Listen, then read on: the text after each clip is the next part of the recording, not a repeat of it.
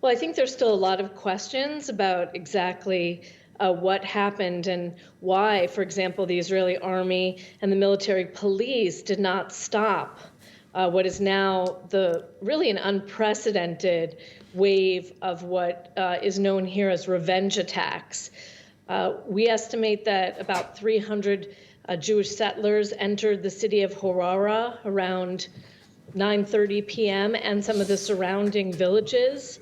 And without being stopped, they began to assault residents, throwing stones. They torched dozens of cars.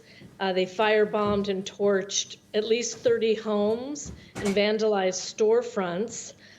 In the violence, the Prime Minister released that video, which you played earlier.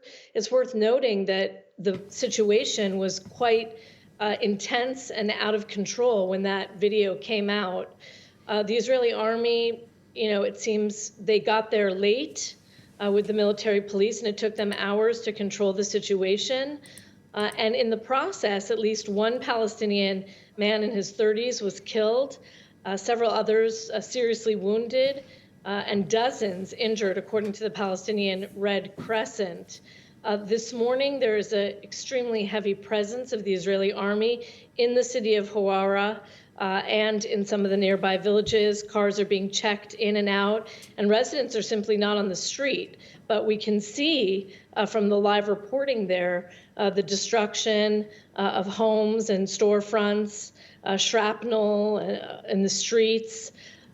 So there have been a number of people arrested, but we're going to have to wait and see if anyone will really be held accountable. Settler violence against Palestinians in this particular area has been going on for years, and critics say, not just now the left-wing opposition, but critics for years have been saying that settlers have acted with impunity without really being prosecuted. This time around, the scale of damage and destruction is huge, and those partaking are huge. So it may be different, but we'll have to wait and see. Jordana, the violence comes, which we saw overnight, comes after officials met in Jordan. Officials from both Israelis and Palestinians met in Jordan and they both agreed to de-escalate tensions, which have been on the rise in recent weeks. Given the violence we've seen overnight, what was agreed to in Jordan, does that still hold? Right. That's the great irony is that while Israeli, Palestinian, American, Jordanian, and Egyptian top security officials were meeting in Aqaba to try to de-escalate and come to some agreements before Ramadan and Passover overlap in a few weeks, which is often a very volatile period. We saw both a Palestinian shooting attack on 2 Israeli civilians in this area of Hawara, and then these very violent riots overnight.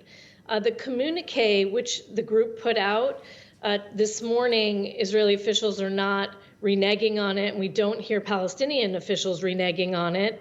It essentially says that both sides are going to work towards de-escalation. The Israelis have agreed not to talk about or make any unilateral additional steps on settlements for the next 4 to 6 months.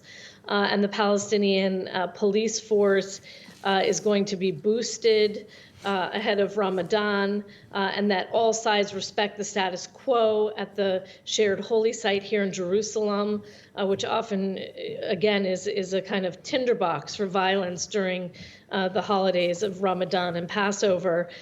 So nothing has changed, but on the ground we see that,